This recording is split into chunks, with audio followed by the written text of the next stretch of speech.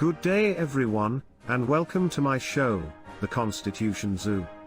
I am your host, Benjamin Valley Franklin. Can you believe this is the third show already? Gee, how time flies when you are having fun, yes. And what a fun show I have for you all today. Flags, who does not like flags? Now I know it is a bit early for Flag Day, but my special guest is on tour, and she just happened to be in the area. So, I figured I would teach you a bit about flags. The first American flags to be exact. You see, it was a time of war in 1775. America was still in the battle of a lifetime to break free from Great Britain. The Battle of Bunker Hill had just ended, and an American flag had yet to be determined. The military knew it needed a flag, so the difference between American forces and British forces were known. Several flags had been used.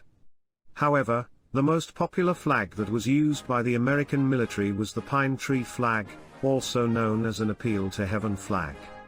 If you would like to know more of the history behind why this flag was used most during this period, I suggest you go do some research. I do not want to take all your time explaining it.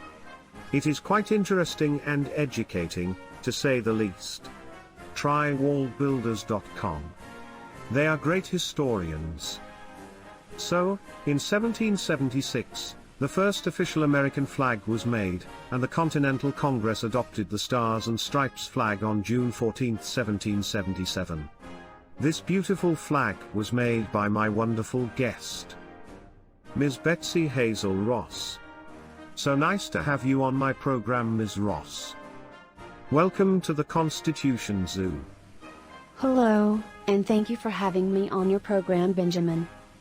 I was born on January 1, 1752, and was the eighth of 17 children in the family. My family were Quakers, so we moved to Pennsylvania when I was 3, where I remained the rest of my life. After I finished my schooling, I went to a local upholstery shop and studied there, where I met my future husband, John Ross. We married, and opened our own upholstery shop that became quite successful. The first president, George Washington, would come into our shop and have us make things for him. Unfortunately, my beloved husband John died after we had only been married for 3 years. I continued to run the business, then shortly after John passed away, George Washington, Robert Morris, and George Ross came to see me. They asked me if I would sew an American flag for them. Of course I said yes, but I had to suggest some changes to the design I created.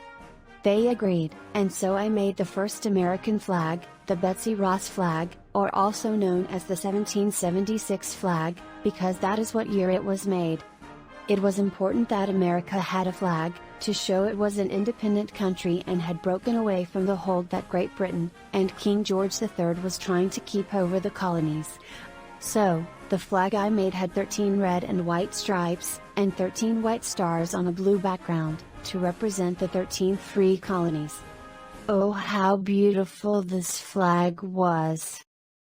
Especially when the breeze was exactly right, and you could watch that grand old flag wave.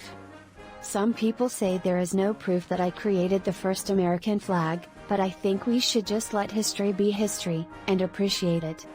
You know they issued a stamp to commemorate me on January 2, 1952? Well, thank you for having me share my story, Benjamin.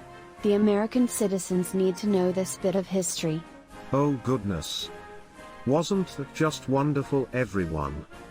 Such a learning experience. That is why you must subscribe to my channel so you do not miss a single show. Also, please hit that like button in the bottom right corner. Thank you. Well, boys and girls, that is all until next time. I can't wait to see who will be the guest next show. Until then, thank you for tuning in, and, so long, until next time.